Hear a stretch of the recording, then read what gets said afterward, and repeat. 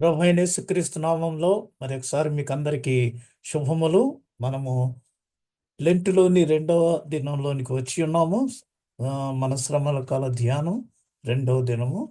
మరి ఈ నిన్నటి దినాన మనం భస్మ బుధవారం కింద మరి ఆరాధించాము. ఈ దినం యొక్క అంశం ఏంటంటే గుడ్డి భర్తిమయి చూపు పొందెను. గుడ్డివాడైన భర్తిమయి చూపు పొందెను. దీనికి సంబంధించిన వాక్య భాగాలు మార్కు సువార్త 10వ అధ్యాయం 46 నుంచి 52 వచనాలు. యెషయా గ్రంథం కూడా ఈ దినానికి సంబంధించిన వాక్య భాగాలు ఉన్నాయి. అయితే ఈ రెండిట్లకి సమన్వయం చూస్తే మనం యెషయా గ్రంథంలో అక్కడ అంగలార్చటం గురించి ఆ వాక్య భాగాలు వివరిస్తున్నాయి. అయితే మనకి మార్కు సువార్తలో ఈ యొక్క గుడ్డివాడైన భర్తిమయి ఏ విధంగా చూపు పొందాడు అనేది మనకి ఇక్కడ వివరించబడింది. ఇది మన జీవితాలకు కూడా అన్వయించుకోవచ్చు. మనం కూడా అంధకారమైన జీవితంలో ఉన్నాం. మనకి భౌతికంగా నేత్రాలు ఉన్నాయి కానీ మనం కూడా అందులోగానే ఉన్నాము. మరి ఈ దినం భర్తిమయి ఏ విధంగా చూపు పొందుతున్నాడో మనము కూడా క్రీస్తు ద్వారా అటువంటి చూపు పొందాలనేసి ఈ వాక్య భాగం ద్వారా మనం అన్వయించుకోవాలి. మరి నిన్నటి దినము రికార్డింగ్ జరగలేదు కాబట్టి కొద్దిగా ఇంట్రడక్షన్ మాత్రమే మరి రాని వారికి కూడా ఉపయోగకరంగా ఉండేటట్టు మనం ఒక 5-10 నిమిషాలు నిన్నటి దిన ఇంట్రడక్షన్ మనం ఒకసారి మరలా పునరావలోకనం చేసుకొని వాక్యంలోనికి వెళ్దాము. మరి ఈ లెంటు దినములు అంటే ఇందులో ఉపవాసం ఉండి ప్రార్థించుట ద్వారా కొన్ని మనము వదిలిపెట్టేసి ప్రార్థనలో ఎక్కువ మరి సహవాసం గడపవలసిన దినములివి. దీనికి సంబంధించి మరి మొదటి దినాన్న మనం ఎన్నో విషయాలు నిన్న ధ్యానం చేసి ఉన్నాము. దీన్ని భస్మ బుధవారం లేదా బూడిద బుధవారం అని కూడా అంటారు. ఎందుకంటే పోయిన సంవత్సరం మట్లాది వారం రోజున తెచ్చిన మట్టలు అవి కాల్చి బూడిద చేసి భస్మ బుధవారం రోజున ప్రతి ఒక్కరికి నుదుటికి ఆ బూడిద వ్రాస్తుంటారు. బూడిద పాత నిబంధన గ్రంథంలో మరి ఎవరైనా విచారంగా ఉన్నప్పుడు గోనె బట్టలు కట్టుకుని బూడిదలో కూర్చుని మరి వారు విలపిస్తూ ఉంటారు. ఆ విధమైన దానికి అది ఒక నిదర్శనంగా ఉంది. అయితే ఆది క్రైస్తవ సంఘంలో మొదటి శతాబ్దంలో మరి యేసు ప్రభు చనిపోయిన దినాన్ని వారు సంవత్సరం వెంబడి సంవత్సరం జ్ఞాపకం చేసుకుంటూ ఒక దినాన్ని చేశారు. ఆ తర్వాత లేదు, ఆయన 3 దినాలు మరి సమాధిలో ఉన్నాడు కదా, శుక్ర శని మళ్ళా పునరుద్ధానుడై ఆదివారం లేచాడు కాబట్టి 3 దినములు ఆచరిస్తే బాగుంటుందని కొంతమంది ప్రతిపాదించారు. మరి 325వ సంవత్సరం ఆ ప్రాంతంలో అప్పటికి కాన్స్టంటినోపుల్ క్రైస్తవ మతం స్వీకరించి మనం ఏ విధంగా ఆరాధించవాలనే ఒక అన్ని విధానాల్ని పొందుపరిచాడు. అప్పుడు మరి దేవుడు మన కొరకు ఎంత త్యాగం చేసినప్పుడు ఆయనకు మనము సంవత్సరంలో మన దశమ భాగం కాలం ఆయన గుర్తు చేసుకుంటానికి మనం ఆచరించాలి ఈ శ్రమల దినాలు అని 365 రోజులు వారు అందులో దశమ భాగం 36 దినాలుగా వారు ఆచరించడం మొదలుపెట్టారు. తదుపరి బైబిల్లో ఉన్న 40 దినాల యొక్క మరి ప్రాధాన్యతను గుర్తించి మరి 4 రోజులు పొడిగించి దీనిని ఆయుర్వేదం లేదా మండల కాలంలో 40 దినాల కింద దీన్ని నిర్ధారించారు. ఈ విధంగా పొడిగించటాన్ని లెంగ్థెన్ ఎక్స్టెండ్ అంటే లెంట్ పొడిగించబడింది లెంట్ అని. ఇది ఒక ఆంగ్లో సాక్సికన్ వర్డ్ నుంచి ఉత్పన్నమైంది.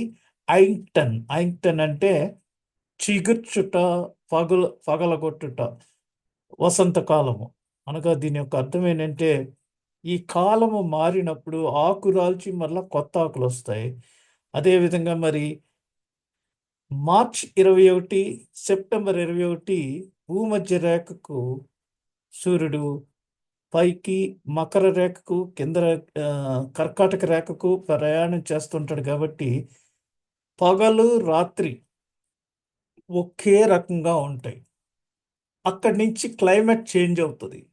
అందుచేత దీనికి మరి అటువంటి అర్థాలు ఉండటం వలన చీల్చు, పగలగొట్టు, ప్రారంభము లేదా అనేక మరి అర్థాలతో కూడి ఈ యొక్క మండలకాలం ఉంది. అంచేత మార్చి 21వ తేదీ దాటిన తర్వాత వచ్చే మొట్టమొదటి పౌర్ణమి తర్వాత వచ్చే ఆదివారమే పునరుద్ధాన పండుగ.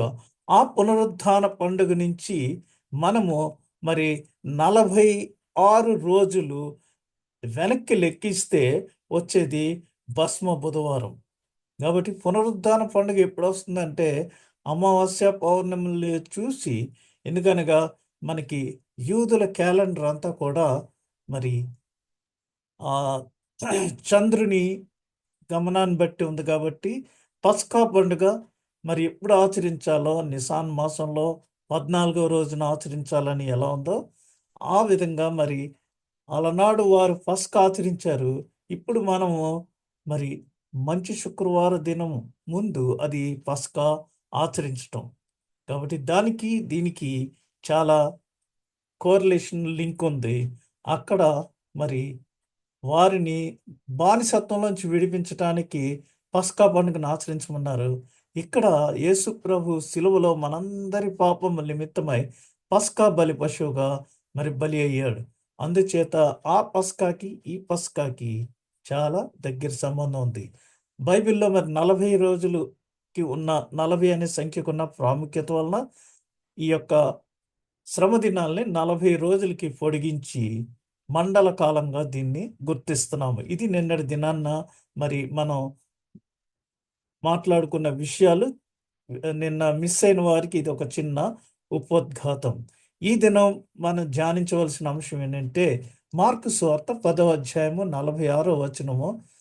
మనం చూస్తే వారు యెరికో పట్టణమునకు వచ్చిరి. ఆయన తన శిష్యులతోనూ బహుజన సమూహముతోనూ యెరికో నుండి బయలుదేరి వచ్చుచుండగా తీమయి కుమారుడగు బర్తిమయి అను గ్రుడ్డి భిక్షకుడు త్రోవ పక్కన కూర్చుండెను. ఈయన నజరేయుడైన యేసు అని వాడు విని, దావీదు కుమారుడా యేసు, నన్ను కరుణింపుమని కేకలు వేయ మొదలుపెట్టెను. ఊరకుండుమని అనేకులు వానిని గద్దించిరి గాని వాడు, దావీదు కుమారుడా నన్ను కరుణింపుమని మరి ఎక్కువగా కేకలు వేసెను. అప్పుడు యేసు నిలిచి వానిని పిలువుడని చెప్పగా వారా గుడ్డివానిని పిలిచి, ధైర్యము తెచ్చుకొనుము, ఆయన నిన్ను పిలుచుచున్నాడు, లెమ్మని వానితో చెప్పిరి. అంతట వాడు తన బట్టను పారవేసి దిగ్గున లేచి యేసు యొద్దకు వచ్చెను.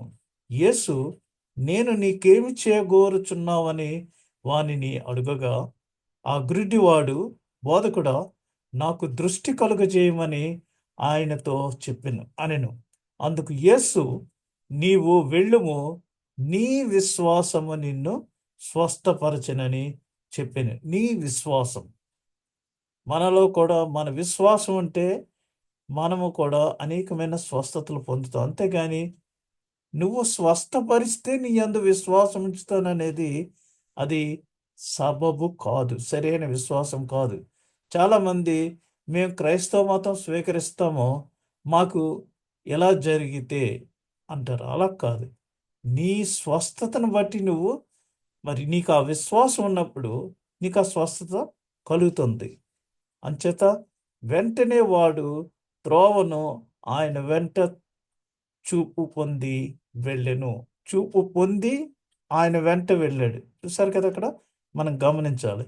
ఇక్కడ మనం చూస్తే మరి యేసు ప్రభు పస్కా పండుగకి, ఇక్కడ మనం ఈ లెంట్ దినాలన్నిటిలో కూడా ఏది చూసినా కాంటెక్స్ట్ ఎలా ఉంటుందంటే ఇంకను 6 దినములు పస్కా పండుగ ఉండగా, లేదా ఇంకా ఆయన బేతనియాకు పస్కాను ఆచరించడానికి వెళ్ళుచుండగా, లేదా ఇంకా పస్కా పండుగ కొరకు సిద్ధపడుతుండగా, ఇలాగా అన్నీ పస్కాకి రిలేట్ చేసి ఆ కాంటెక్స్ట్ మనకి చెప్తూ ఉంటారు.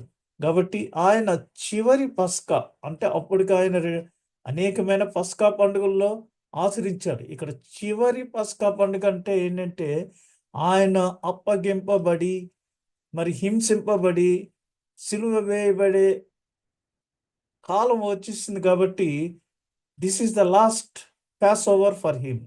ఇది చివరి పస్కా పండుగ. దాని కొరకు ఆయన యెరూషలేమునకు వెళ్తున్నప్పుడు ఇక్కడ ఇప్పుడైతే మనకి మరి పండగలు మనం ఎక్కడికి వస్తే అక్కడ చేసుకుంటున్నాం. ఆ దినాల్లో యేసుప్రభు దినాల్లో పస్కాను ఆచరించాలంటే సుమారుగా 28 దేశాల నుంచి యెరూషలేమునకు వారు వచ్చి యెరూషలేము దేవాలయంలోనే ఈ యొక్క పస్కా పండుగని ఆచరించవలెను. అందుచేత అక్కడ విపరీతమైన బిజినెస్ ఉండేది. ఏంటంటే గొర్రెలు, ఏడాది దోషము లేని మగ గొర్రె పిల్లల్ని వారు వధించాలి. అక్కడ యాజకులు మరి అండర్‌స్టాండింగ్ తోటి కొన్ని గొర్రెలను రిజెక్ట్ చేసేవారు.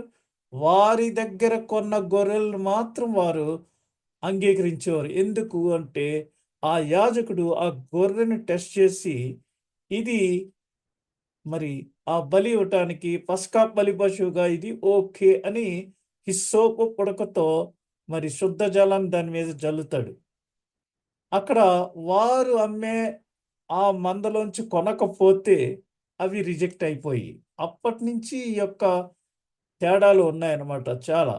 ఆ విధంగా మరి అనేక ప్రాంతాల నుంచి వారు వస్తారు. అక్కడ మనీ ఎక్స్‌చేంజ్ కూడా జరుగుతుంటుంది. ఇక్కడ చూస్తే మనం ఇప్పుడు ఎక్కడ ఇద్దరు ముగ్గురు ఉంటారో అక్కడ దేవుని యొక్క సన్నిధి ఉంటదని యేసు ప్రభు సిలువలో 6వ మాట తర్వాత అది మనకి వర్తిస్తుంది. ఇక్కడ మనం చూస్తే యెరికో అనే 2 నగరములు ఉన్నవి. ఒకటి శిథిలమైన పాత నగరము మరియు క్రొత్త నగరం. ఈ రోజుల్లో మనం చూస్తుంటే ఏ దేశంలో ఎక్కడికి వెళ్ళినా చాలా చోట్ల ఓల్డ్ సిటీ, న్యూ సిటీ అని చెప్తా ఉంటారు. మనకి హైదరాబాద్‌లో కూడా పాత బస్తీ ఓల్డ్ సిటీ లేదా చార్మినార్ ఏరియా ఓల్డ్ సిటీ అని చెప్తూ ఉంటారు. మరి కొత్తగా డెవలప్ అయింది న్యూ సిటీ అని చెప్తుంటారు. అదేవిధంగా ఇక్కడ యెరికో అనే పట్టణము పాత నగరము, కొత్త నగరం కింద మరి దీనిని హేరోదు 1 మైలు దూరంలో నిర్మించాడు. ఇది యెరికో నుండి బయలుదేరి యెరికోకు వచ్చి ఒకేసారి యెరికో నుండి బయటకు వెళ్ళి అంటే ఈ 2 పట్టణాల మీదుగా పేరైతే ఒకటే యెరికోయే.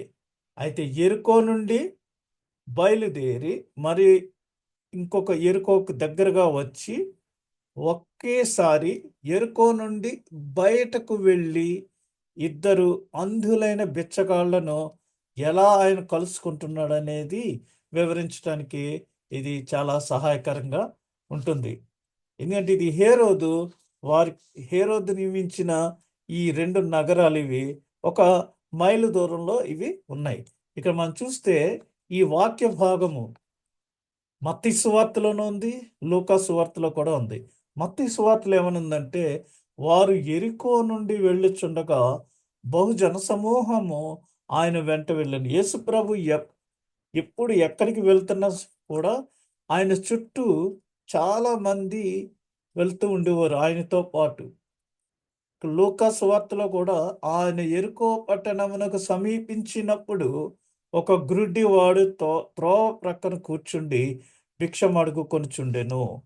ఇతను ఎవరు అని మనం వివరాలు చూస్తే ఇతని పేరు బర్తిమయి. ఈయన పేరు తీమాయి కుమారుడు అని అరామిక్ పదము ఇది. అంటే ఇప్పుడు ఏంటంటే మనకి ఈ మధ్యధరా ప్రాంతాల్లో అనగా గల్ఫ్ దేశాల్లో ఎవరైనా ఎట్లా చెప్తారంటే సపోజ్ తండ్రి పేరు చెప్తారనమాట. ఆ, తండ్రి పేరు తీమాయి కుమారుడు. సపోజ్ ఎవరి పేరన్నా చెప్పాలనుకోండి, ఇబ్రహీం అనే కుమారుని పేరైతే ఆ తండ్రిని మరి ఆ తండ్రి పేరు డైరెక్ట్గా చెప్పరు, అబు ఇబ్రహీం అని చెప్తారు. తండ్రిని డైరెక్ట్గా పిలవరు. అలా ఇక్కడ అరామిక్ భాషలో తీమాయి కుమారుడు అని చెప్తున్నారు. ఇక్కడ జనసమూహం ఇది విని మరి దీనిలో ఏదో ఒక తేడా ఉందని వారు గుర్తించారు. కాబట్టి ఆ తేడా, అతను ఎవరు వెళ్తున్నారు అనేసి ఆ తేడాను చూసి అతను అడిగాడు. ఎందుకంటే గ్రుడ్డివారు పక్కన కూర్చుని అడుక్కుంటున్నప్పుడు అక్కడ సందడిగా మరి ఎక్కువ మంది పాస్ అవుతున్నంటే ఆ చప్పుడు అది విని దే ఆర్ వెరీ సెన్సిటివ్. గుడ్డి వాళ్ళు హీరింగ్లో చాలా క్లియర్గా వినగలరు అన్నీని. అలాగే స్వరం కూడా చక్కగా ఉంటుంది గుడ్డి వారికి. అందుచేత అతను ఏంటి జరుగుతుంది అని ఎంక్వైరీ చేసినప్పుడు అక్కడ వారు అది యేసు అని విన్న వెంటనే, యేసు ఆ ప్రాంతంలో వెళ్తున్నారు అని అతను విన్న వెంటనే అతడు ఆయన యొక్క దయ కోసం కేకలు వేసెను. ఆయన యొక్క దయ కోసం కేకలు వేశాడు. యేసు చేసిన అద్భుత స్వస్థతల గురించి అతడు ముందుగానే విన్నాడు. మరియు అతను గురువు సహాయం కోసం కోరుచున్నాడు. ఇక్కడ యేసు దగ్గరకు రాకుండా అతన్ని ఏది కూడా ఆపలేకపోయింది. ఒక్కొక్కసారి మనం ఎవరి దగ్గరికైనా వెళ్ళాలంటే మనకి ఎంట్రీ ఉండదు, ఆపేస్తుంటారు. ఎందుకని? అందరికీ అక్కడ మరి అనుమతి ఇవ్వరు. అక్కడ అడ్డుకుంటారు మధ్యలో ఎవరో ఒకళ్ళు. ఏ అంటే నీకు మరి అపాయింట్మెంట్ ఉందా, లేదా నువ్వు ఆయనకి తెలుసా, ఇలాగ చాలా క్వశ్చన్స్ అడిగి వారు మనల్ని ఆపుతూ ఉంటారు. అంచేత మనం ఇక్కడ గమనించినట్లయితే ఈ గ్రుడ్డివాడు మరి చూపు పొందాలని అతనికి విశ్వాసం ఉంది. ఆ త్రోవ ప్రక్కన కూర్చుని అడుక్కుంటున్నాడు. అయితే ఈ గ్రుడ్డివానికి ఉన్న విజన్ మనకున్నదా అని ఈ దినం మనం అందరము ప్రశ్నించుకోవాలి. ఎందుకంటే వాడు చూపు పొందాలని ఒక విజన్, ఒక మరి దూర చూపు అతనిలో ఉన్నది. అటువంటి విజన్ మనకు కూడా కలిగి ఉండాలి మనం. ఎందుకంటే మరి తెగింపు లేని విశ్వాసము వృధా. Faith without works, without risk is helpless. మనము విశ్వాసం ఉన్నప్పుడు తెగింపు కూడా ఉండాలి. అలానే అన్ని విషయాల్లో తెగించమని నేనేమి చెప్పట్లేదు. ఈరోజు మరి మనమందరము కూడా చూడగలము అని అయితే ఆ గ్రుడ్డి వారు ఏం చేశాడో కూడా మనం చూద్దాం. ఈ గ్రుడ్డివాని పేరు బత్తిమయి. ఇతను తీమయి కుమారుడగు బత్తిమయి. మరి ఈ గుడ్డివాడు ఈ దినము మనము దేవునితో ఎటువంటి సంబంధాన్ని కలిగి ఉండాలి అనేది ఈ గ్రుడ్డివాడి ద్వారా మనము బోధించబడుతున్నాం. ఈ గ్రుడ్డివాని ద్వారా మనము బోధించబడుతున్నాం.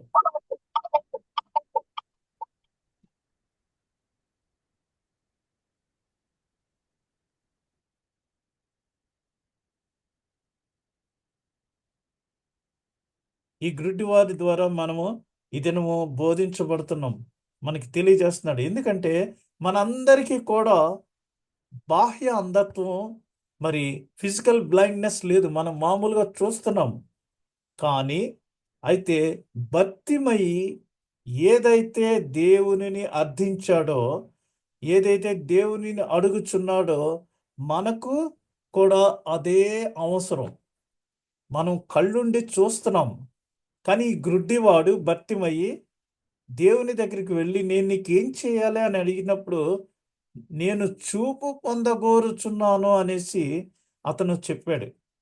మరి మనకు కూడా అదే అవసరం ఉందని ఈ దినం మనం గుర్తెరగాలి. ఎందుకంటే క్రైస్తవుల జీవితంలో ఇలాంటివి ఎన్నో ఉన్నాయి. అనేక రకాలైన మరి అడుగుకోవాల్సిన విషయాలు చాలా ఉన్నాయి.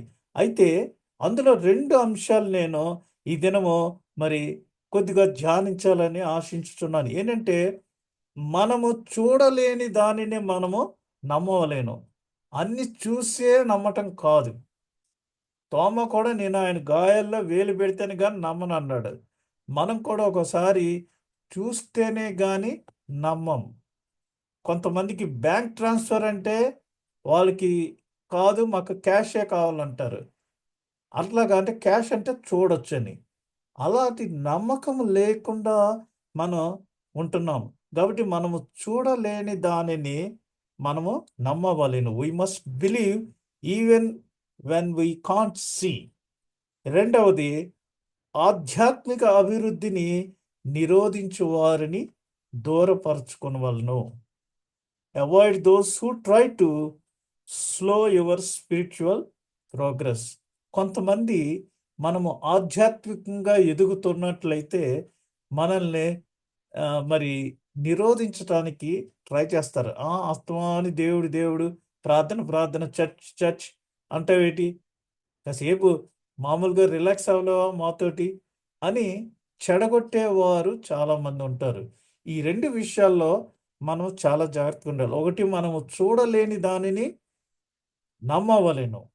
రెండవది, ఆధ్యాత్మిక అభివృద్ధిని నిరోధించే వారిని మనం దూరపరచాలి, అవాయిడ్ చేయాలి అలాంటి వారిని. ఇక్కడ మనం ఈ రోజుల్లో గుడ్డి వారిని చూస్తే మరి గుడ్డివారు చాలా బాగా పనిచేస్తున్నారు ఈ రోజుల్లో. ఎందుకంటే మరి వారిలో ప్రొడక్టివిటీ పెరిగింది. అయితే యేసు ప్రభు దినాల్లో మరి గుడ్డివారు త్రోవ పక్కన కూర్చుని భిక్షం అడుగుకోవాల్సిన పరిస్థితి వారికి. వారి పరిస్థితి ఎంత దారుణంగా ఉంటదంటే, మరి సాంఘికంగా చూస్తే వారు కుక్కల కన్నా మిన్నం. ఎందుకంటే వారికి కళ్ళు కనిపించట్లేదని. చాలామంది గుడ్డి వారికి వినికిడి శక్తి మాత్రం చాలా చక్కగా ఉంటుంది. అందుకనే they have a very keen sense of hearing. అందుకనే ఈ గుడ్డివాడు భర్తమయ్యి అక్కడ జరుగుచున్న చప్పుడులు విని, ఏంటి హడావిడి, ఎవరు వెళ్తున్నారు ఈ దారిలో అని అడిగి యేసు వెళ్తున్నాడని తెలుసుకున్నాడు. ఆ చప్పుడు విని ఇది ఏమిటని అడగగా మరి నజరేయుడని యేసు ఈ మార్గంలో వెళ్ళుచున్నాడనేసి భర్తిమయ్యి యేసును గూర్చి ఆయన సూచక్రియల గురించి తెలుసుకుని భర్తిమయ్యి ఎప్పుడు కూడా యేసుని చూడలేదు. అతను అంధుడు, కానీ మిగిలిన వారు చెప్పిన సాక్ష్యముల ప్రకారంగా విశ్వాసం కలిగి ఉన్నాడు. మనం కూడా ఎవరైనా ఏదైనా చెప్తే, "ఆ! ఇది ఎలా తెలుసు నీకు?" ఈ రోజుల్లో ఏదైనా చెప్తే, "ఒరే బాబు, కాస్త ఈ శ్రమల కాల ధ్యానం చేసేటప్పుడు మనం ఉపవాసం ఉంటే కొద్ది కంట్రోల్ ఉంటది బాడీ. అలాగా మనల్ని మనం తగ్గించుకొని దేవునితో సహవాసం చేద్దాము" అని చెప్తే, బైబిల్‌లో ఉపవాసం చేయమని ఎక్కడ రాసుంది? మరి నువ్వు పెళ్లి చేసుకున్నావు, నిన్ను తాళిబొట్టు కట్టమని ఎవరు చెప్పారు నీకు? బైబిల్ చెప్పిందా? చేసుకునేది మళ్ళీ క్రైస్తవ పెళ్లి. అక్కడ మాత్రం ఓకే. ఇక్కడికొచ్చేటడికి బైబిల్‌లో ఎక్కడ రాస్తుంది? మరి ఉపవాసం చేయమని అనేసి ఈ రోజున ఈ రకమైన వాదనలు ఎక్కువైపోయినాయి. ప్రతీదీ అడ్డగోలుగా వాదించటం ఎక్కువైపోయింది. అలాంటి వారికి అందరికీ మనము కనువిప్పు చేయాలి. ఇలాంటివన్నీ చెప్పి వారికి ఈ భక్తిమయ ద్వారా అంధత్వం, వారిలో ఉన్న ఆ ఆత్మీయ అంధత్వాన్ని తొలగించటానికి మనము ప్రయత్నించాలి. ఎందుకంటే ఈ రోజున అనేక మంది క్రైస్తవులు చూస్తున్నారు కానీ ఆత్మీయ అంధత్వంలో ఉన్నారు. అది ఈ దినాన మనం గమనించాలి. ఈ గుడ్డివాడు యేసుప్రభు దగ్గరికి వెళ్ళి అడిగినప్పుడు, నేను నీకు ఏమి చేయవలెను? ఏం కోరుతున్నావు నా దగ్గర నుంచి? What you are expecting from me అన్నప్పుడు యేసుప్రభు తోటి అలా ఇతనేం చెప్పాడంటే, నేను చూపు పొందగోరుచున్నాను అని చెప్పాడు. మరి మనం కూడా అదే విధంగా ఈ దినాన ప్రభు సన్నిధిలో మనకున్న ఆత్మీయ అంధత్వాన్ని మరి తీసివేయుటకు చూపు కావాలి అనేసి మనం అర్థించవలసిన వారమై ఉన్నాము. మరి యేసు తన జీవితమును మార్చగలిగే శక్తి ఉన్నదని భర్తీమయి విశ్వసించాడు. మనం ఎటువంటి విశ్వాసాన్ని కలిగి ఉన్నాము ఈ రోజుల్లో? అందుకనే ఆయన మరి యెరికో పట్టణం వైపు వెళ్ళిపోతున్నప్పుడు చాలా గట్టిగా అరిచాడు. దావీదు కుమారుడా యేసు అని అరిచాడు. అలా అరిచేటప్పటికి అక్కడున్న వాళ్ళు ఎందుకు అరిచాడంటే దేవుని యొక్క కరుణను పొందుటకే అతను మరి విశ్వాసం అనే మొట్టమొదటి మెట్టుగా చాలా గట్టిగా అరిచాడు విశ్వాసంతో. ఎంత గట్టిగా అరిచాడంటే అక్కడున్న వాళ్ళందరూ అవాక్కయ్యి ఒకసారి ఆగి ఏంటి సౌండ్ అని ఆగిపోయారు. ఆ సౌండ్ ఎక్కడికి రీచ్ అయిందంటే చాలా దూరంలో ఉన్న యేసు ప్రభు దగ్గరికి ఆ సౌండ్ రీచ్ అయ్యేటట్టుగా అంత గట్టిగా ఇతను అరిచాడు. అక్కడున్న వాళ్ళందరూ కూడా గమ్మునుండు అరుస్తావేంటి అని నిరోధిస్తున్నారు. అప్పుడు యేసు అతన్ని నా దగ్గరికి తీసుకుని రండి అని చెప్పి అతనితో మాట్లాడాడు. ఇక్కడేంటంటే విశ్వాసం అన్నది దేవుడు ఉన్నాడని ఒక నమ్మకం. Faith is acting on that belief. మన నమ్మకం, మనం నమ్ముతున్న ఆ నమ్మకమే అది విశ్వాసం. To have a personal relationship with God, అది మన యొక్క విశ్వాసము లేదా నమ్మకం. మరి మనము నీవు నేను నమ్మిన దాని యందు విశ్వాసం ఉంచటం వలన దేవుడు మనకు ఆయనతో ఒక ప్రత్యేకమైన వ్యక్తిగత సంబంధాన్ని అనుగ్రహిస్తాడు. మనము అందుకనే యోహాను సువార్త 3:16 ఎవరైతే ఆయన యందు విశ్వాసం ఉంచుదురో వారందరూ నశింపక నిత్య జీవం పొందినట్లు ఆయనను అనుగ్రహించను. కాబట్టి ఆయన యందు విశ్వాసం ఉంచటం వలన ఎవరైతే ఆయన యందు విశ్వాసం ఉంచుతారో వారికి దేవుడు ఆయనతో ఒక వ్యక్తిగత సంబంధాన్ని అనుగ్రహించేవాడుగా ఉన్నాడు. ఇక్కడ మనం చూస్తే భర్తీమయి చూసినట్లు మనలో ఎవ్వరు కూడా మన భౌతిక నేత్రములతో యేసును చూడలేదు. మనకి కళ్ళు ఉన్నాయి, కనిపిస్తున్నాయి. కానీ భర్తీమయి చూసిన యాంగిల్లో ఆ యాంగిల్లో ఎవరు కూడా యేసుని చూడలేదు. మరి యేసు ప్రభువుకు సంబంధించిన విషయాలు నమ్ముట విశ్వాసం కాదు. ఈ రోజుల్లో అందరూ కూడా చర్చ్కి వస్తున్నాము, మరి యేసు ప్రభువుని నేను ఎరుగుదును, నాకు విశ్వాసం ఉంది అని చెప్తున్నారు. అది సరైన విశ్వాసము కాదు. ఏంటంటే నీ జీవితం ద్వారా ఆయనను నమ్మవలేను. నమ్ముట నీ వలనైతే సమస్తము సాధ్యమని మనకి వాక్యం చెప్తుంది.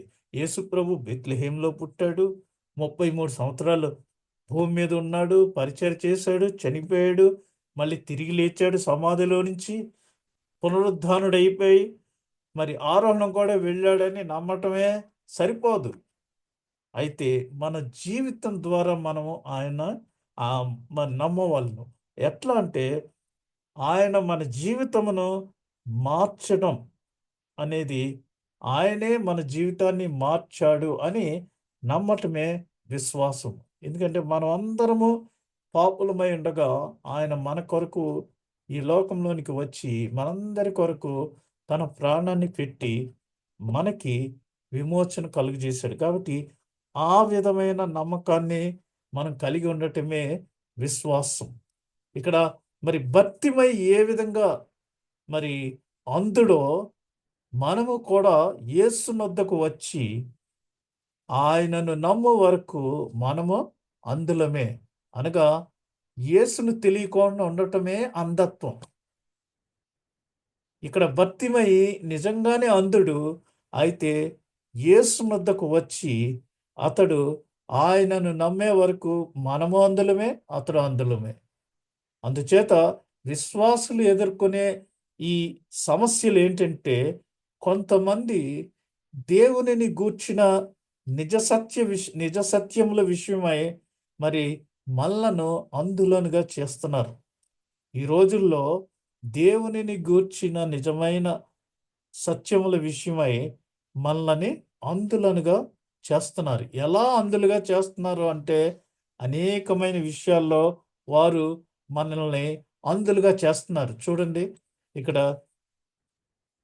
ఏ విధంగా అంధులుగా చేస్తున్నాడంటే, దేవుని నిజమైన స్వరూపి అయిన దేవుని నిజమైన స్వరూపమై ఉన్న క్రీస్తు మహిమను కనపరచు స్వార్థ ప్రకాశము వారికి ప్రకాశింపకుండు నిమిత్తము. బాగా అబ్జర్వ్ చేస్తున్నారా? దేవుని స్వరూపి అయి ఉన్న క్రీస్తు మహిమను అంతకుముందు మనము ఆ, విశ్వసించుచున్న వారికి, నశించుచున్న వారికి సువార్త, నశించుచున్న వారికి ఇట్లా అయితే, మరి రక్షించబడుచున్న మనకు అది దేవుని శక్తి అయి ఉన్నది అని మనం 2 వారాల క్రిందట మరి క్వింపగేసిమ దినాన్న మనం ధ్యానం చేసి ఉన్నాం. ఇక్కడ దేవుని స్వరూపమై ఉన్న క్రీస్తు మహిమను కనుపరచు సువార్త ప్రకాశం. సువార్త ఎక్కడ ఉంటుందో అక్కడ వెలిగించబడుతుంది. It will burn. సో వారికి ప్రకాశింపకుండా నిమిత్తము ఈ యుగ సంబంధమైన దేవత అవిశ్వాసులైన వారి మనోనేత్రములకు గ్రుడ్డితనము కలుగు చేసెను. ఎంత క్లియర్గా ఉందో చూడండి వాక్యంలో. మనకి గ్రుడ్డితనం ఏ విధంగా మన మనోనేత్రాలకి కలుగు చేసిందంటే, అటువంటి వాటికి దూరంగా, స్వార్థకు దూరంగా ఉంచి యుగ సంబంధమైన, చక్కగా చెప్పాలంటే గంతలు కట్టేసింది మన మనోనేత్రాలకి. ఆ విధంగా ఈ యుగ సంబంధమైన దేవత అంటే ఉన్నాడు కదా ఒకడు, వాడు అలాంటి మరి ఫిల్టర్స్ పెట్టి మనకి ఆత్మీయ అంధత్వాన్ని క్రియేట్ చేస్తున్నాడు. ఏ అంటే ప్రీఆక్యుపైడ్ బిజినెస్ ఏదో పెడతారు ప్రార్థనకు ముందు, చర్చికి ముందు, చర్చికి వెళ్ళే సమయంలో ఓవర్ టైం వేయటం, ఏదో విధంగా దాని నుంచి దూరపరచటానికి మన మరి ఆ మనోనేత్రానికి గ్రుడ్డితనం కలుగు చేస్తుంటాడు. అందుకని కొరింథీయులకు రాసిన 2వ పత్రిక 5వ అధ్యాయం 7వ వచనంలో, ఈ దేహములో నివసించుచున్నంత కాలము ప్రభువునకు దూరముగా ఉన్నామని ఎరిగి ఉండియు ఎల్లప్పుడూ ధైర్యం గలవారమై ఉన్నాం. అది మనకి తెలుసు, మనం ప్రభువుకి ఎంత దూరంలో ఉన్నాం అనేది. అయినా సరే మనం ధైర్యం గలవారమై ఉన్నాం. అయితే ఇప్పుడు మనము ఈ శ్రమల కాలంలో మరి దేవునికి ఎంత దగ్గరగా ఉన్నామో, ఎంత దూరంగా ఉన్నామో గమనించుకుని, మరి ఈ 40 రోజుల్లో మనము ప్రభువునకు సమీపముగా సమీపముగా ఆయన శ్రమలలో పాలి భాగస్థులం అయ్యేటట్టు ఆయనకు అతి దగ్గరగా చేరువలో ఆయనతో సహవాసం చేయటం ద్వారా మనము మరి మన యొక్క మనోనేత్రములకున్న గ్రుడ్డితనాన్ని పోగొట్టుకోగలము. ఎట్లా అంటే మరి కార్యానుకూలమైన మంచి సమయము నాకు ప్రాప్తించి ఉన్నది, మరియు ఎదిరించువారు అనేకులు ఉన్నారు గనుక పెంతుకోస్తు వరకు ఎఫెసులో నిలిచియుందును. పౌలు గారు మరి ఎక్కడికో వెళ్ళకోకుండా డిలే చేసి ఎఫెసులోనే నిలిచి ఉన్నాడు. ఎందుకు? పెంతుకోస్తు అయ్యే వరకు నేను ఇక్కడే ఉంటాను. ఎందుకంటే కార్యానుకూలమైన మంచి సమయం నాకు వచ్చింది, కానీ ఎదిరించువారు అనేకులు ఉన్నారు. ఎవరంటే ఆ ఎదిరించేవారు?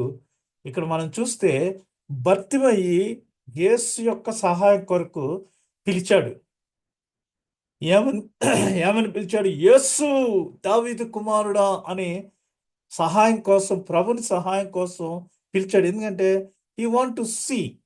అయితే మరి ఈ రాత్రికి కూడా మనము నమ్మి మనల్నందరినీ కరుణించమని మనము యేసుని పిలవలను. ఎందుకనగా ఈ మండల కాల ధ్యానాల్లో ఉన్న మనము మనకి ఎటువంటి ఆత్మీయ అంధత్వం ఉన్నామో ఆ ఆత్మీయ అంధత్వంలో నుంచి మనము చూపు పొందాలని మనం అందరము యేసుని కరుణించమని పిలవలను ఈ రాత్రికి. ఇక్కడ అయితే మన ఆధ్యాత్మిక అభివృద్ధి, మనం యేసుని దగ్గరికి చేరాలని మనం అనుకుని ఉంటే మన ఆధ్యాత్మిక అభివృద్ధికి నిరోధించేవారు చాలామంది ఉంటారు, దూరపరిచేవాడు. అందుకనే పౌలు గారు చెప్తున్నాడు, మరియు ఎదిరించువారు అనేకులు ఉన్నారనేది. సహాయం చేయటానికి బదులు అక్కడి జనము అతనిని దూషించిరి. సహాయం చేసే బదులు దూషించారు. అందుచేత మరి గమ్మునుండు, ఎక్కువ మాట్లాడొద్దు అనేసి. మరి మన కల్చర్ ఏంటంటే అందరూ ఏది చేస్తే అదే మనం చేస్తుంటాము. యేసును మనం అనుసరించు వాడమైతే మరి ఆ కల్చర్లో మనము ఇక్కడ ఉంటామా చెప్పండి? ఈ కల్చర్లో మనము ఇమ్మడలేము. ఎందుకంటే మనమేంటి, అందరూ ఏది చేస్తే అదే, నలుగురితో అదే అంటారు కదా, అలాంటిది చేస్తారు. అంతేగాని మనము అక్కడ యేసుని దగ్గర ఇమడకోకుండా ఉంటాం. కాబట్టి అలాంటి సమయాల్లో మనము మరి ప్రాబ్లం ఫేస్ చేస్తూ ఉంటాం. ఇక్కడ మొదటి కొరింథీ పత్రిక 16వ అధ్యాయం 19వ వచనంలో ఉన్నట్టు చాలామంది మనకి అబ్జెక్షన్ పెడుతూ ఉంటారు. అబ్జెక్షన్ పెట్టేవాళ్ళు ఎవరో కాదు, ఫ్యామిలీ మెంబర్స్ ఉంటారు, మరి మనతో కూడా ఉండేవాళ్ళు ఉంటారు. అక్కడ ఉండే పరిస్థితులు, కాంటెక్స్, సిట్యుయేషన్స్, మనకున్న మరి భారం, ఏది డ్యూటీల భారము, ఇవన్నీ కూడా అడ్డులుగా ఉంటాయి. ఒక్కొక్కసారి మనం మరి ఎక్కడికైనా వెళ్ళాలన్నప్పుడు ఇంట్లో ఏదో పని చెప్తారు, డైవర్సిఫికేషన్, లేదా ఇది ప్రయారిటీ, పిల్లవాడికి ఇలా ఉంది, జ్వరంగా ఉంది, నువ్వు ఎక్కడికి వెళ్ళిపోతావు అని అంటారు.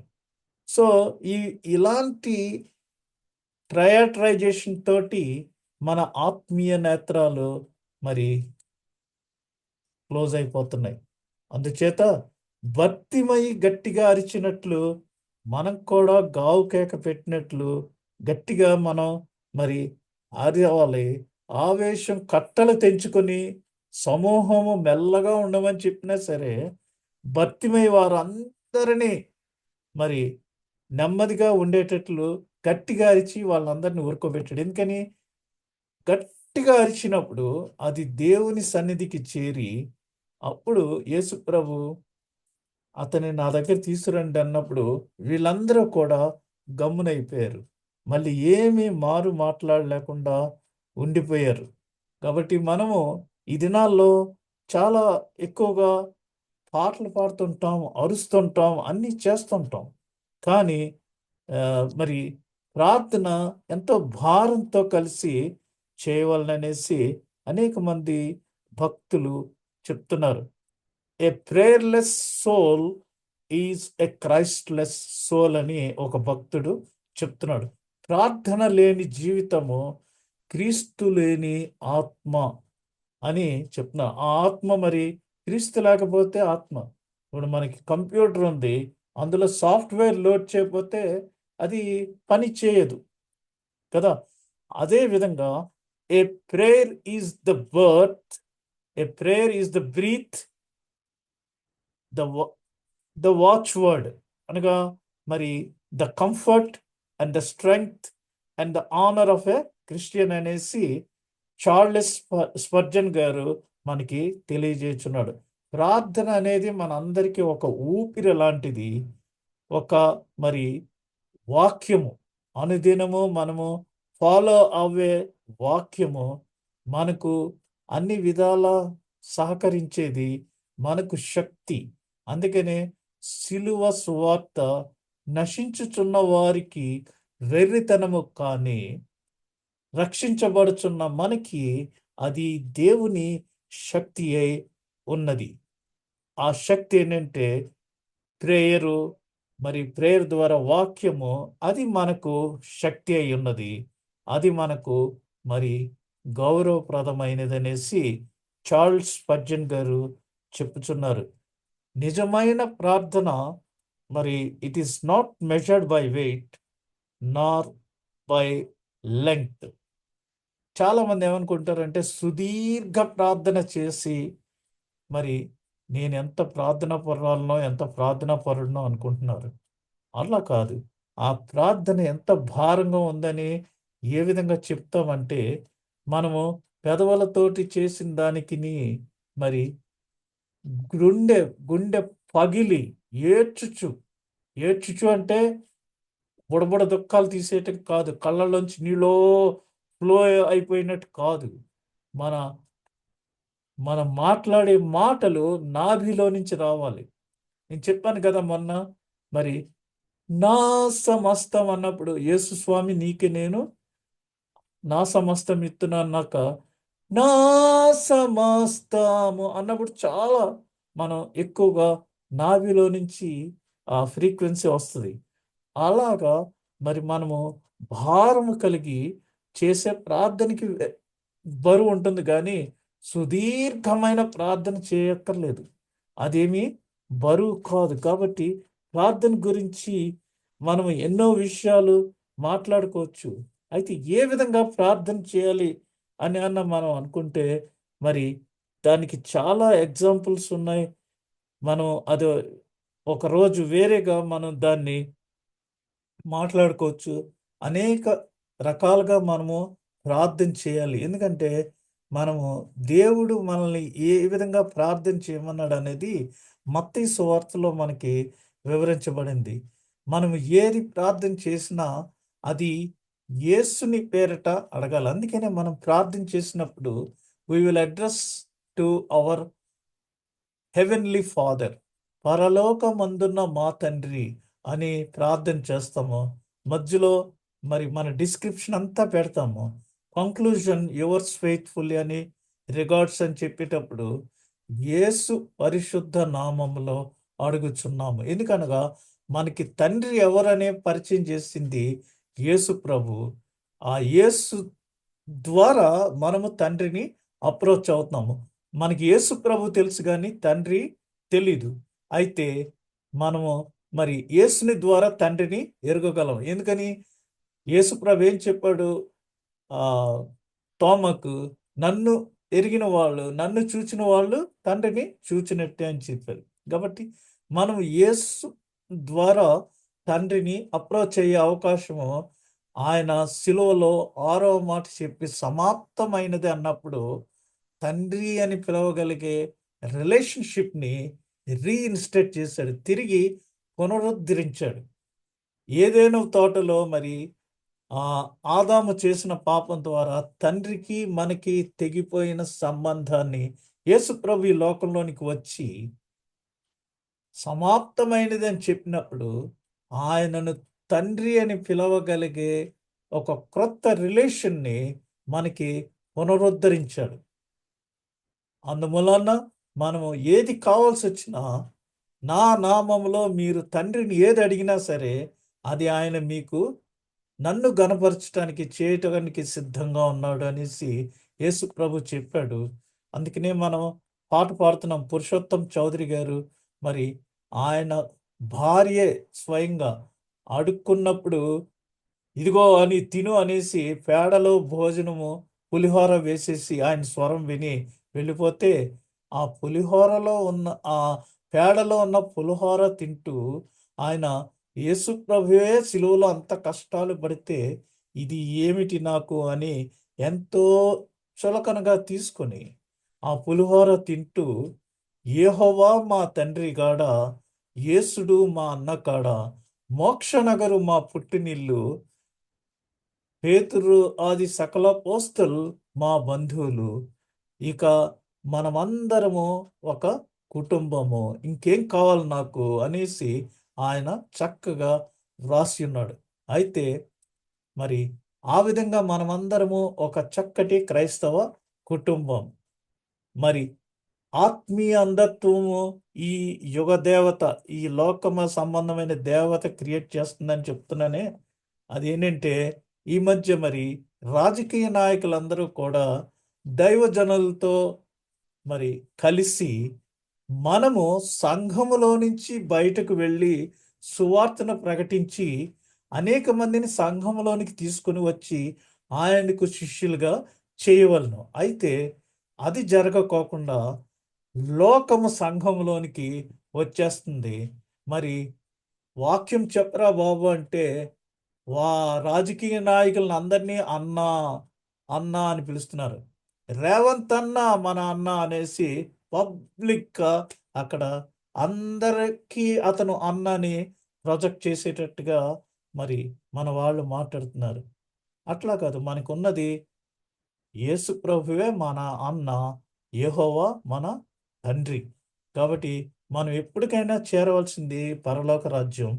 మరి మనకందరికీ ఆ పరలోక రాజ్యంలో ఉండటానికి, నిత్యజీవం పొందటానికి అవకాశం ఇచ్చారు యేసు ప్రభు. ఎవరైతే ఆయన యందు విశ్వాసం ఉంచుతారో వారందరూ నిత్యజీవం పొందుకునే అవకాశము ఆయన అనుగ్రహించారు. కాబట్టి మనం ఈ మండల కాలములో మరి మన పాపముల క్షమాపణ కొరకు ప్రాయశ్చిత్తం పడి మనస్తాపము చెందుచు మనలను మనం తగ్గించుకొని దేవునికి దగ్గర అవ్వాలి. ఇందాక చెప్పాను కదా, మనం దేవునికి ఎంత దూరంలో ఉన్నాము అనేది.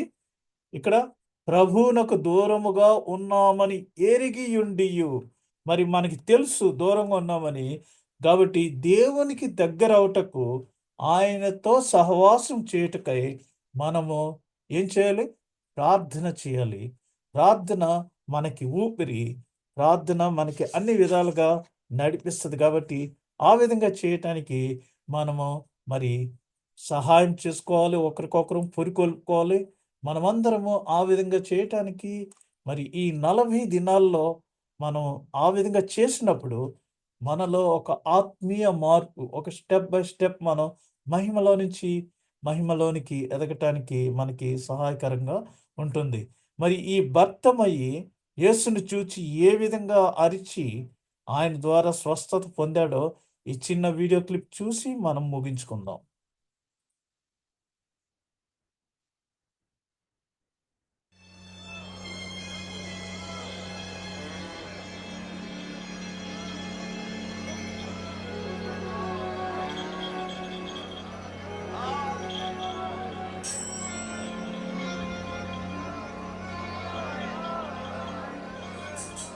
ఆయన ఎరుకో వెళ్తున్నప్పుడు అనేక జనసమూహం ఆయనను వెంబడించింది.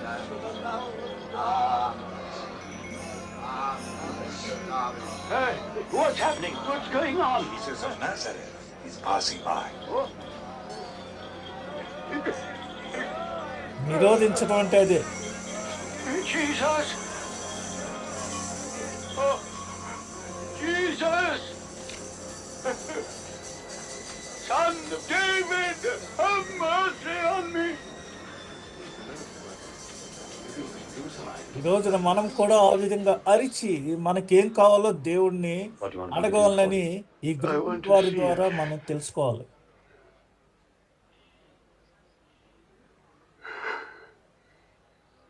Then see. Your faith has made you well. I can see. I can see. I can see.